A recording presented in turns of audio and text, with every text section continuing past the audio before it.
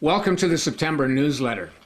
Let me tell you, there's a lot going on right now, and I have been grappling with what to include in the newsletter and what not to include. I'm going to take you through just a little bit of a list of that right now so you know what's in there.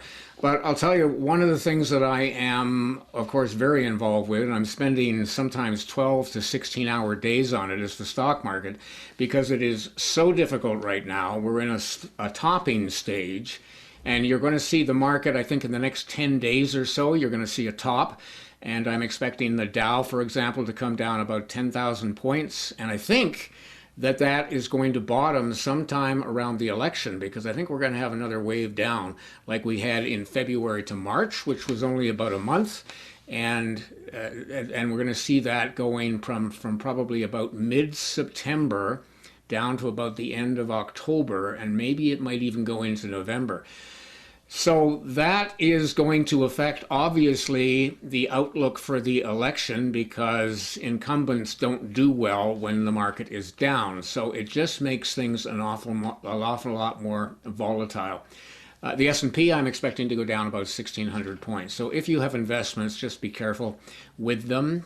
We do have one more high in the stock market coming, and I think that is going to be somewhere around Mayish, and or at least the first half of next year.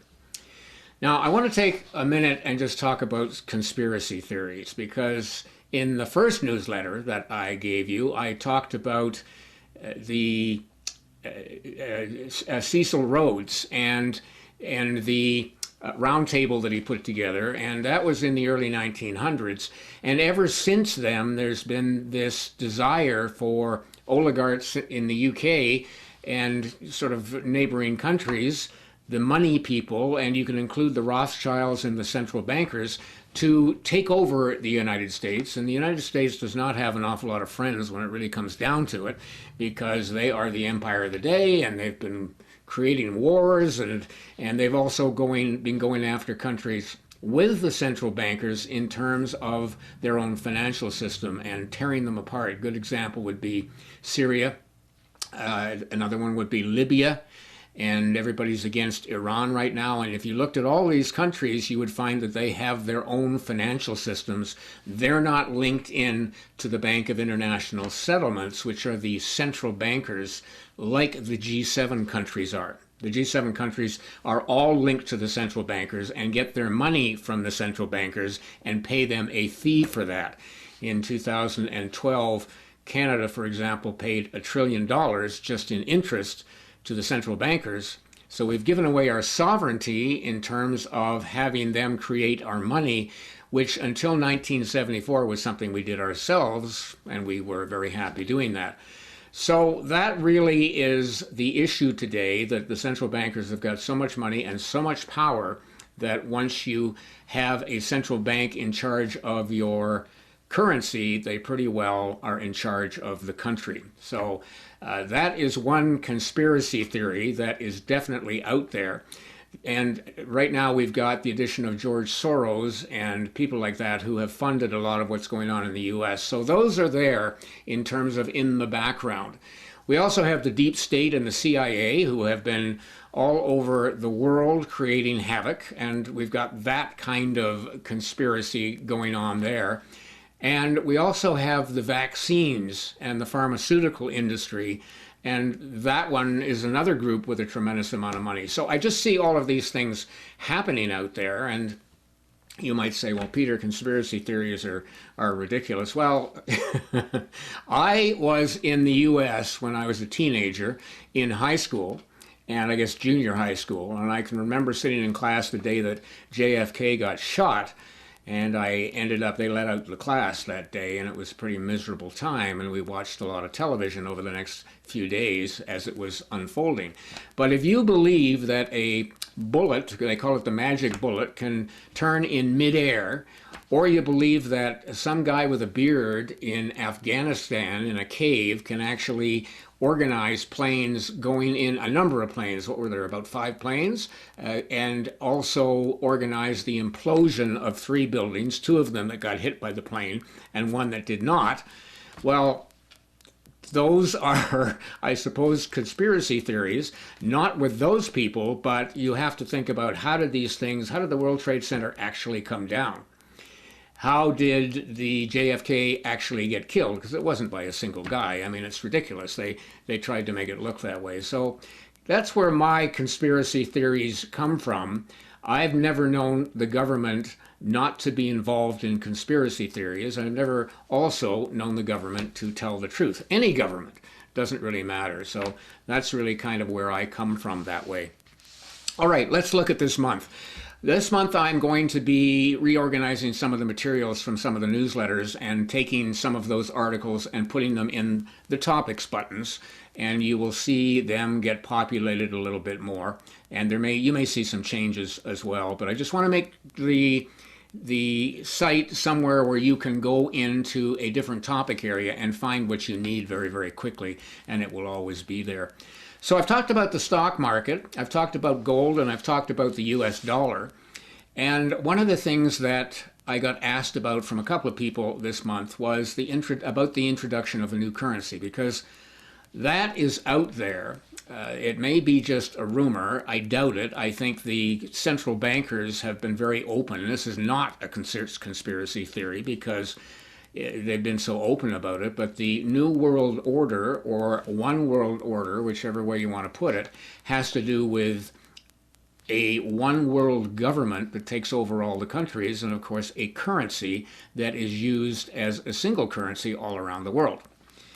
Well, that comes from central bankers, and I always think of central bankers as, hey, they've got lots of greed, but not really an awful lot of intelligence. And you have to look at what they did to the European Union to get an idea of what I'm talking about. I mean, here we have a number of countries all put together in a currency basket, but they introduced the euro as a currency, and all of these economies are completely different. They have different levels of debt, they have different ways of doing business, and therefore you have some countries that are broke and can't control their currency, and you have other countries like Germany that have done very, very well. And so you have this imbalance. So I think we're going to see that come apart sometime, or start to much more sometime in the next year or so, and then gradually get worse over the next 5 to 6 years. As you know, Britain has already left the United Kingdom, although they haven't really finalized that. Italy and Spain, Italy is in a lot of trouble financially, and Spain the same way. So those are the next two that may fall. And I think if you see one of those fall, it's going to do an awful lot of damage to the UK, the European Union overall. So what I did was I did an article on the introduction of a new currency and how realistic that is. Well, I'm just going to give you a little summary right now, in that, you know, we've got this meltdown in the stock market that's going to happen and take the entire financial system with it. And I expect that to happen, or to start, in the first part of next year, and then in about 5 to 7 years hit the bottom. So that is going to be a complete meltdown. And I know that from the stock market and what I analyze, and also from cycles, because in 2007 we had the top of a 1,000-year cycle, actually 1,030 years. And what happened is the stock market started to come down, and the central bankers all got involved, and they threw a whole bunch of debt at the market, and they've kept this thing up for another, 2008 to now, 12 years. But they can only do it so long, and they don't know about cycles, so they don't necessarily know that this market is going to come down, but they're really worried. That much I can tell you. It always comes down every 1,000 years. It always comes down every 172 years. We always have a depression, and we have a stock market. Well, as long as we had a stock market, we always have a huge stock market crash. And that has happened ever since the beginning of time. In the olden days, you could go back and look at grain markets and that sort of thing, and you'd get the same sort of thing. But we have a cycle top that is in action. In actual fact, the central bankers, by putting that much money into the stock market, actually have made it rise to about twice its value. The Dow is certainly that way right now. So they've created twice the problem, and of course this thing is going to come down a lot harder. So we've got colder and drier weather coming. We already know that. I think we're going to have a very cold winter this year. And when you get that, it shortens the shortens the growing season. And we're going to have that happening. And we've already had over the last 3 or 4 years a lot of flooding, which has also ruined some of the crops and some of the fields. So food is going to be a problem, and I'm going to talk a little bit about moving and where you should be located. We're going to have that happening. Of course, we got the election, and we think we're going to get this big drop in the stock market that will end up being around the end of October. Well, of course, the election in the US is the beginning of November. And one of the things that the central bankers have to get around is that Trump got in the way of their plan to get Clinton in place. And Clinton, of course, would have been on their side, on the Soros side. She's very much involved. And that would have helped them get in a currency into certainly the United States, which is really where they have to start, because that is the reserve currency right now. And it's all over the world. And of course, that's one of the problems, because you've got some countries that are even still using the US dollar currency. You've got gold that is priced in it. You've got oil that is priced in it. It's really going to be a challenge without creating some international wars to be able to replace that very quickly. I've given you a link to a Wikipedia article in this month's newsletter, and the Wikipedia article is all about how long it took to actually install the euro. It was about 3 years overall. It took them 15 years to get the entire European Union using the euro without any problems. So if we're talking about next year, and we're talking about the stock market possibly starting down in the first part of the year, the latter part of the first part, I think in kind of Mayish, and I think we're going to have a contested election, or certainly the count, because of these mail-in ballots that they're trying to do, and all of the corruption is probably going to take a long time. So I think the earliest you're probably going to have somebody in place would be January, and I don't know if that's Trump or anybody else, but we'll see what happens. So you've only got, really, before the market starts coming down, and there's no way to stop this at this point. You've only got a few months, and that means you're going to have a financial system that is melting down. I believe we're going to have a civil war in the US and also other countries, and that might be triggered by the election. I'm not sure exactly the timing on that. And then we've got these food problems, which are going to raise their ugly heads, and transportation systems, which are breaking down. I mean, it really, try and introduce a currency in that particular time span, and I'll tell you, it isn't going to work. So I think if we're going to get a new currency, we have to sort of wait until the market completely melts down, and I'm talking about 5 to 7 years. In the meantime, there's going to be pretty well a worldwide revolution. So I think that the central bankers eventually are going to be in hiding, because the interesting thing about these major cycles is that the truth comes out. There's a tremendous amount of corruption that builds up to the top of these things, and then a lot of that is rooted out, and the truth comes out, and the public finds out about it. So that's my take on what we're looking at. So the big thing for us is to make sure that you're close to food and water, and you have safety, and you've got energy, and all the key things that are important. And it's better to move out of the cities and be somewhere in the country, because there's going to be a lot of rioting, and once the anarchy takes over, it's going to be pretty tough to stop it. And you're already seeing bits of that in the US. So that is my take on the currency, and I've done a fairly long article on that, and also one that just talks about digital currencies as opposed to cash, the old traditional way of spending money. So that is talking about the currency and the change of.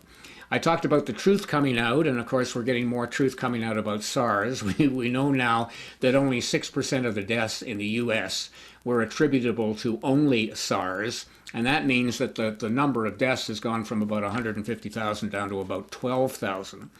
We also know that up to 80% of people can be immune. We don't actually know the number. But because SARS is actually a coronavirus, and the common cold is a coronavirus, and other SARS viruses are, if you've been exposed to any of that to any great degree, you can build up an immunity. So it is definitely very similar to an annual flu, and it may be even less virile than the usual annual flu, is what we're finding out. Nobody gets it twice. Hydroxychloroquine works, although they've tried to suppress it. That's where we get into the pharmaceutical industry, because the next thing I'm going to tell you, vitamin D is a preventative. And you should be taking vitamin D anyway. I found out a year ago I had a deficiency in vitamin D, and I started taking it. I take 3,000 units a day, but because we have colder and drier climate coming up, that means the sun is actually getting cooler, and there's not that much sun that's hitting you, and you get vitamin D from the sun. So you need to augment that by taking vitamin D. It's good for your skin. It'll give you more energy. There's a whole bunch of things that vitamin D does, and I'm sourcing out a video right now to put in a new section about health. All right, so that's that story. And you can see one of the other big traits of these major cycles is authoritarianism. You can see that happening all over the world. I feel very bad for Australia and Dictator Dan. If you've done any reading or watched any videos, you know that in Victoria it's pretty well locked down for no particular good reason. And they are allowing people out for 1 to 2 hours a day. They are arresting pregnant women for putting information on Facebook. They had another pregnant woman they wouldn't allow to take a rest on a bench in a park.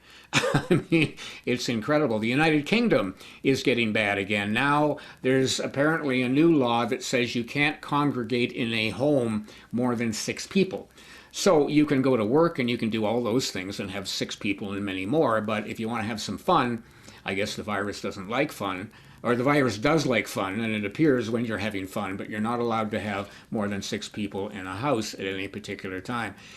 Canada, we just found out this week, they announced that in Quebec, which is our French province, they have developed a secret location where they're going to put people under quarantine, people that are not sticking to the usual safe distancing or wearing a mask. So, you know, we're going back to sort of the Hitlerish type of thing that's going on in some of these countries. There's going to be a huge blowback on a lot of this. People are getting quite disgusted.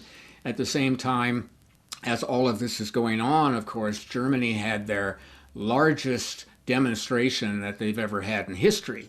So this stuff is kind of starting to bubble up to the surface, and I think we're going to see a big revolt coming, and governments are going to lose even more of the little bit of credibility that they have. And I think this is going to lead to civil wars in many countries, and it may surprise you quite a bit in terms of what those countries are. So where you live is becoming more important, because we've seen in the U.S. all the Black Lives Matter and Antifa demonstrations, which are not really demonstrations, they're riots. There's going to be more of that. So if you live in a big city, you need to make sure that you're very safe. We also have at these cycles major migrations, and we've seen the one where we had migrations in Europe from some of the other countries like Syria, but there's also historically, a major migration from cities to the country. Because of the riots, because of the taxes always go up because governments are broke. And the other thing is food. And once transportation systems break down, there isn't going to be as much food getting into the cities as you would have today. So you want to make sure that you're close to food. You want to make sure that you're close to water, that you have energy, and I'm going to be talking about that in future months, and where you can get a portable generator, for example, is some of the best ones to get. And I'll tell you, renting is the best way to go if you've got a mortgage, because homes, real estate is going to go down to about 20% of its value today, and that's going to take some time. It'll happen over the next 5 to 7 years. But, you know, we talk about sometimes shorting the real estate market. A way of doing that is selling your home today and buying it back in 5 to 7 years at 20% of its current value, and you make the difference. It's like shorting the market. We do the same thing in the stock market. So I'll just throw that out there, that renting is really the best way to go in this kind of an environment where we have deflation, because all assets go down in price and currency, of course, goes up in price. I've talked about that before. I've got a video on history, some history and traits at cycle tops, which I will probably get completed this week. There's a note on it in the newsletter this week, or this month rather, but that's to come, and I will let you know with an extra email on that once it is done. And finally, just stay safe. Make sure that you have good community around you. Friends and family are much more important in these times, and they're going to be a lot more important going forward, and I'm going to be doing some blog posts on that for sure. But in the meantime, if you have any questions about anything that I have provided, make sure you leave me your questions in the comment boxes, and I will certainly either address them in there, or depending on what they are personally, or in the next newsletter. It's very, very important too that you try and stay sane. And two of the places I go for my news are RT.com and ZeroHedge.com. Zero Hedge, and you can see links to those in a lot of the articles that I write. I would stay away from the mainstream media because it is all propaganda, and it's coming from the government, and it just isn't very truthful. So keeping that in mind, I think, will help you stay a little more sane in very difficult times, and that's what I'm here to actually help you do. So stay safe out there, and we'll see you next month.